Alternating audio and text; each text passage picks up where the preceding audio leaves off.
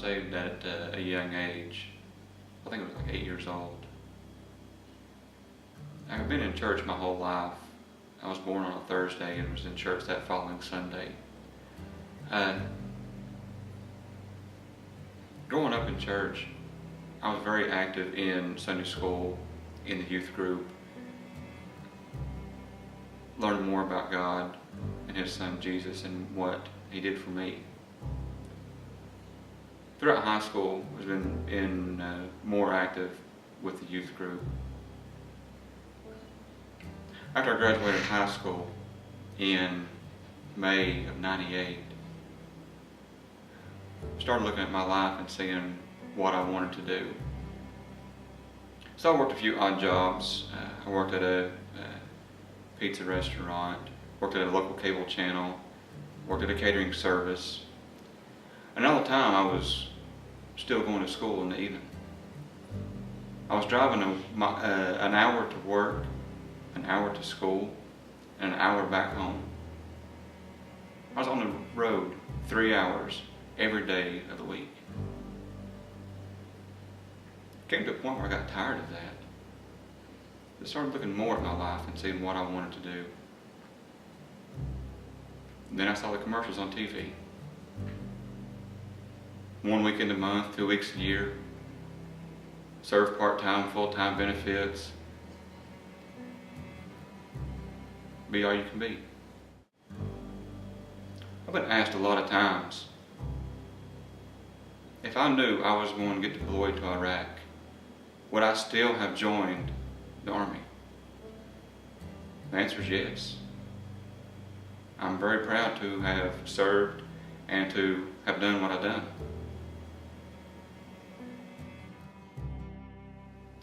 April 14th, 2003, we all got in the trucks and left. And I remember the feeling that I had when I crossed the border from Kuwait into Iraq, from friendly territory into what was then considered to be enemy territory.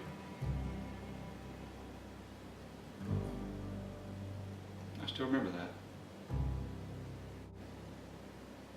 I remember one convoy that I was on in particular. One of the trucks in front of me broke down. So we all pulled off the road into a herringbone formation. Everyone dismounted their trucks and set up a security perimeter. Where my truck was parked alongside the road, I got out, and when I pulled security, I was looking down a long dirt road.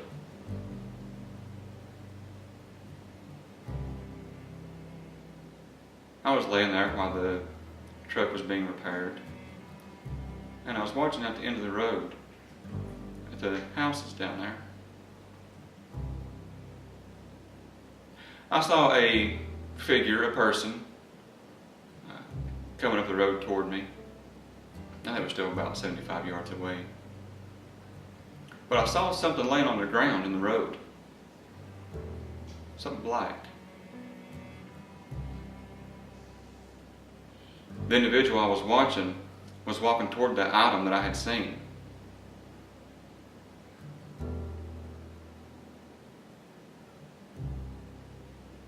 Just watching. The person came upon that item that was laying in the road and picked it up.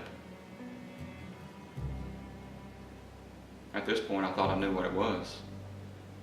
The item that this person had in her hand was a rifle. And this person that I seen was a kid. So I'm laying there in the middle of this dirt road, pulling security, and I've done the only thing that I was trained to do. I put that boy in the sights of my rifle.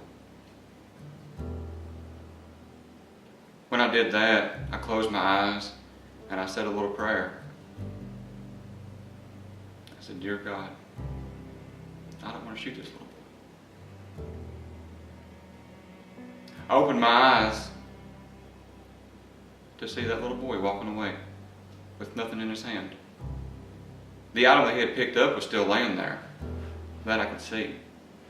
But he was walking back toward his house. Shortly after, the truck that had broke down was prepared.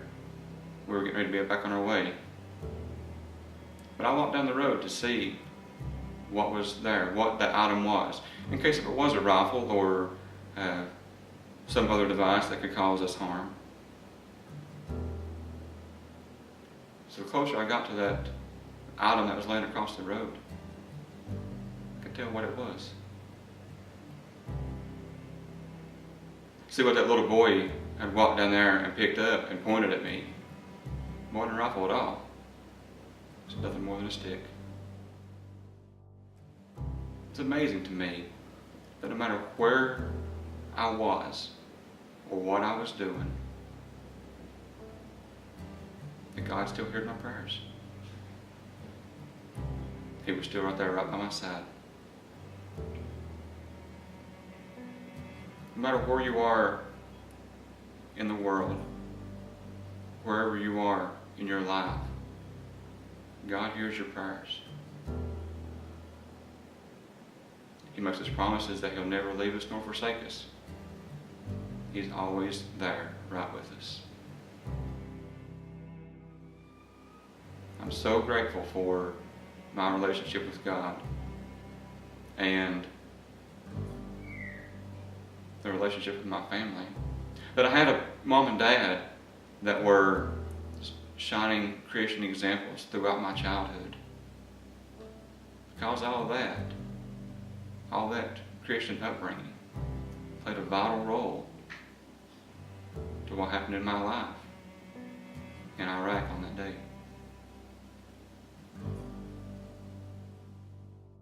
You know, being in Iraq, around all of that,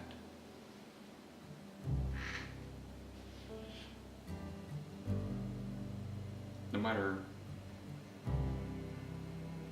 who's around you or where you're at, God's right there. It's never too late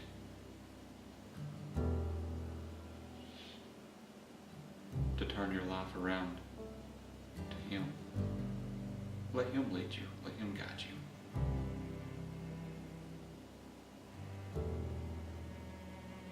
In the middle of a God-hating country, He was right with me. And He kept me, and He sustained me, and He brought me home.